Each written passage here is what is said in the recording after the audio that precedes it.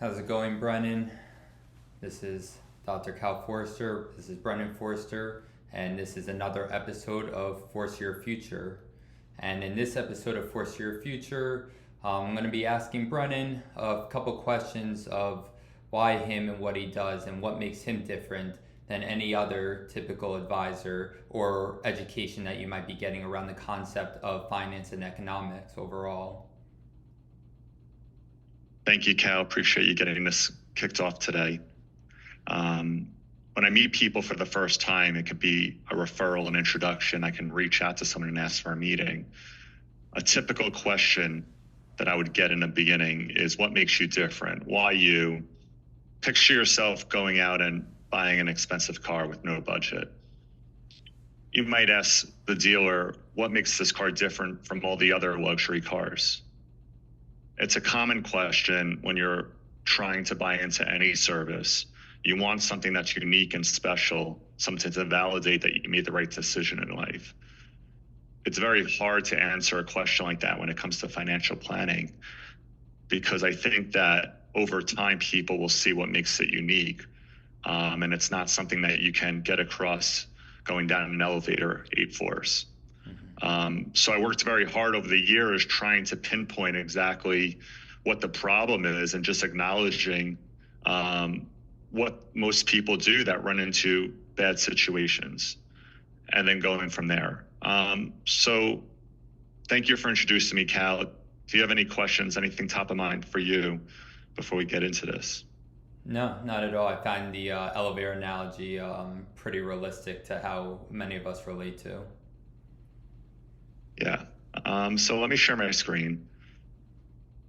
And what makes me different? I think it comes down to strategy and seeing things from a different perspective than everyone else is seeing things. And there's a typical pattern that we as human beings go through when it comes to making decisions. And it's no different when it comes to financial planning. Typically, when you're seeking financial help, there's a specific need or problem that you're looking to address. Getting out of school, it's typical for young professionals to start researching the best strategy to pay off their student loans. Common milestone after that is you're in a relationship and you end up getting married, and the best strategy to fund your wedding. And then you're growing your family. And what's the best strategy financially when it comes to protecting your children and growing wealth for your children? And then you start thinking about student loans again and potentially helping your children pay off their loans and planning for that ahead of time. There's mortgages and how to manage your mortgages. There's retirement accounts, there's investment accounts, there's aspirations in life, there's wanting to go on more vacations, there's wanting to get nicer cars. There's wanting to save better. There's a feeling of being successful and not feeling successful. Sometimes it's behavioral, emotional. Nonetheless, you're going out and you're seeking advice. Advice is a fancy word for opinions. Ultimately, people are afraid to admit that, but everything is opinion-based. Even objective numbers are opinion-based because numbers can be skewed, tailored to any conversation. There's subjectivity and objectivity, and it doesn't mean that something's not true. So we go out and we read Money Magazine and we watch some YouTube videos and we speak to our smartest friend. We may even speak to our parents if we're brave. Probably not. Ultimately, we get to a point where we just want professional help. So we find that professional help in a number of different ways. It could be an introduction from your friend to someone that they're working with. It could be someone you research. It could be someone that reached out to you and asked for a meeting. And ultimately, those opinions, when assessing a specific need or problem, will relay into some sort of a financial product or vehicle or instrument or account, all meaning the same thing. The industry and finance has done a really good job of inventing products and labeling them to make it very customer friendly to put our money into the right places based on our goals. There's something called a retirement account for people that want to save towards retirement. If people want to invest and grow their money, there's something called an investment account or a growth portfolio. If people are more conservative, they can put their money in something called fixed income. When people buy homes and want to leverage the bank, they know that they would be taking out a mortgage. So advisors have gotten very talented at understanding how all these products work and the rules around them. So then when they listen to someone's problem or need, they can be the middle person between the product and the person. Mm-hmm. They can go out and get that product and put it in the person's balance sheet and get it implemented into their world. And over time, your needs will evolve and your problems will change. Life is not linear. We go through ebbs and flows in life, valleys and peaks. And sometimes needs and problems turn into goals and aspirations, ultimately all leading to different products based on where we are on our timeline of life. And 30 years goes by and we built a financial plan. In other words, we built a structure around our finances based on these choices we made from different opinions that led to different products. The structures are really, I would call it a defaulted structure. Defaulted meaning it wasn't intentional how we end up doing this process in this order for 30 years. There's a lack of intentionality to it. And the reason being primarily because the products are uncoordinated, meaning we go through life and we're trying to save money into different buckets. And based on where we are in a timeline, our needs and problems change. And then we're implementing products specifically based on that time in our lives and what we think is important to us then. And you do that every 3 to 5 years or 10 years or every year. It doesn't really matter because ultimately the products are directly related to the individual problem. So they start stacking on top of each other on a balance sheet. And there's a lack of coordination. So that's how we make decisions. Would you agree with that, Cal? Can you resonate with that? No, absolutely. I noticed that whoever I speak to actually maybe even addresses a problem or a need in my life that I should get on top of. And every time someone tells me one, when they say it, it sounds pretty convincing and it does seem like the most important thing. But you can only put money towards certain things depending on where you see fit, and you can't distribute the money equally. So I do notice that the structure ends up being the result of all the decisions you make of whatever seems most important at that time in your life, rather than potentially reversing it. It's perfect. You led me into my next thought when you say reversing it. And I think that's one of the unique factors that I just see and implements with the people I work with. My clients start with the structure first and work in this order. And it might seem very high level and abstract or holistic, but ultimately, over time, I'll explain how to develop a structure. The structure is not really goal-based. It's not to say that your goals aren't important and your needs aren't being listened to. We will solve them within the structure if we build the structure correctly. I help my clients show where the products fit into that structure. Most of these products, everyone has a mix of them on their balance sheet over time. But what we fail to understand is that the order we make decisions in when it comes to these products is more important than when we buy the products based on what we think is important. It weeds out a lot of opinions, and ultimately we are solving for the needs and problems. It's just doing it all at once in a coordinated fashion. And I'll give you a couple examples of someone working in this conventional, traditional order of starting with needs and problems. And there's a pattern to it. And this is a balance sheet, and there's 4 domains to this balance sheet. There's your protection domain, which protects the entire balance sheet. Then you have your assets, which is the buckets of money that we can save into and save and build over time towards retirement. We have liabilities, short-term taxes, mortgages, and sometimes business debt for our business owners. And then the foundation of our balance sheet is our cash flow, the amounts of money we earn, where that money gets pulled off our balance sheet. We make a decision on how much we're going to save. We pay taxes and debts, and then we have an amount left for lifestyle. Mm-hmm. And ultimately, if we just focus on this asset sheet for a second, because when people ask me what's different, I feel like they're mostly listening to the asset component of this plan, even though it's one of 4 domains. So I want to speak to that and just show that there's a pattern. There's a pattern of savings being the smallest number and then working down to bigger numbers, investments being the next largest on the balance sheet, then retirement, and then real estate being our biggest asset.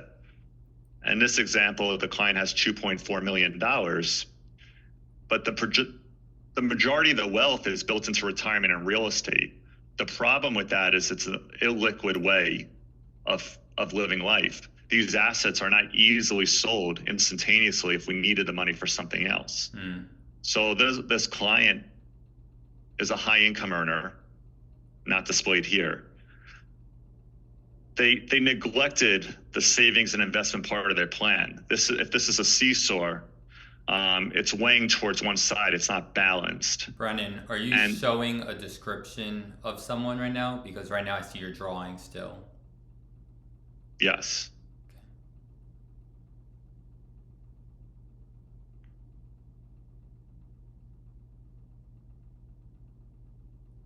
Is that better? Yes, I see that. So just take me back. It sounded like it was a $2.4 million owner.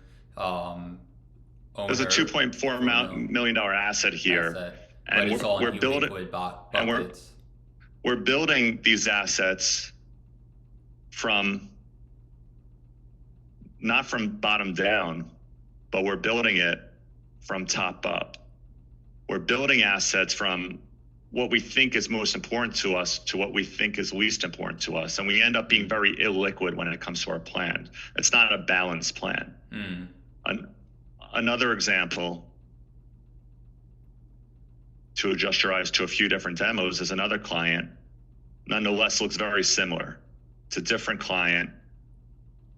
They came to me and feel cash poor. Mm-hmm. The client is making $300,000. Sorry. And they have another $2.4 million. Sorry.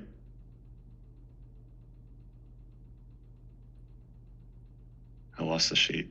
No, you're good. You're bringing back the one who's making $300K, right? Yes.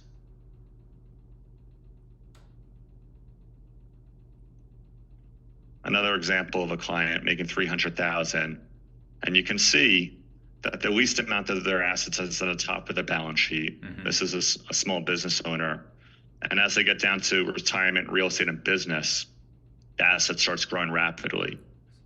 So similar ratios then.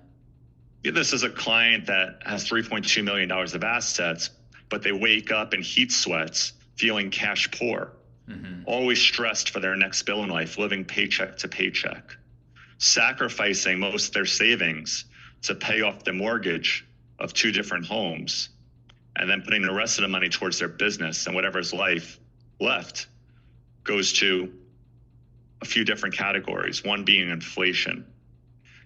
If we look at inflation over time and we put it at 3%, $1 million 30 years from now is really going to feel like $424,000. When it comes to taxable income on this client and they make $300,000, they're going to be paying federal income taxes, state income taxes, local income taxes. They own a home. They're putting $5,000 into property taxes. They have Social Security and Medicare taxes. And then when they go out and live their lives, they're paying sales taxes. And you can see that there's a tax impact of about 50% of their money. So just after taxes alone, you're bringing home half the money that you earned. And then you factor in additional factors like hobbies that you take interest in. The one thing we have to understand about all the things that we buy in life that we enjoy is that they break over time. They need upgrades, they need updates. And we never just buy the products we buy once. There's product wear and tear, and we're buying them over and over again in life. We're paying for repairs, we're paying for new things in life. And then we're keeping up with our friends in our inner circles. It's called keeping up with the Joneses, wanting the same beach house because your friend has the beach house, wanting to build your family into a better community, into a bigger home, wanting to improve our standard of cars and buy nice jewelry for our family, have expensive hobbies and vacations. And then there's events in life that we can't plan for.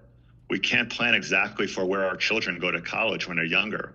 It could be a private school or a public school. It could be in-state or out-of-state. There could be scholarship included or not scholarship included. It's very difficult when it comes to planning on savings for college for your children. When exactly do we retire? Are we afraid that we're going to retire with not enough money? Are we afraid that we're going to run out of money in retirement because we're going to live too long? How many kids are we going to have? And when are they going to get married? And are we going to support their goals and aspirations and make their lives better to the things that we wanted our parents to do? There's unexpected events. There's basement floods. There's car accidents. And what it all leads to at the end of the day is it leads to us putting a lot of risk on our money. We have to shoot for higher rates of return, higher than inflation rates. We have to use the half the money that we get after taxes and invest it and put it into a lot of risk to try to return the money back into our world that we lost to taxes. Sounds like a lot of compensation going on. We don't plan for things in life, and what it leads to is it leads to debt because we lack liquidity. And instead of saving money and putting liquid assets on our balance sheet, we resort to banks and borrowing money to suffice as we get through some of the most pivotal moments of our lives, depleting our balance sheet of any savings.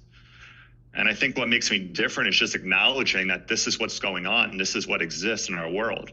And I'm trying to reverse this trend by building a structure that allows people to have better protection, increase their savings, reduce debt, reduce risk off their balance sheet, while building more wealth, having more choice when it comes to lifestyle, and most importantly, peace of mind. How do we feel when we go to bed at night? Are we sleeping well? How do we feel when we wake up in the morning? Are we motivated? Do we have energy and excitement about what's going on? Do we feel growth and energy? It almost sounds too good to be true. So let's end it there today. I hope this was helpful. Yeah, it's good. It makes me want to find out how you figured it out. And we'll continue this conversation next time, Cal. Appreciate it.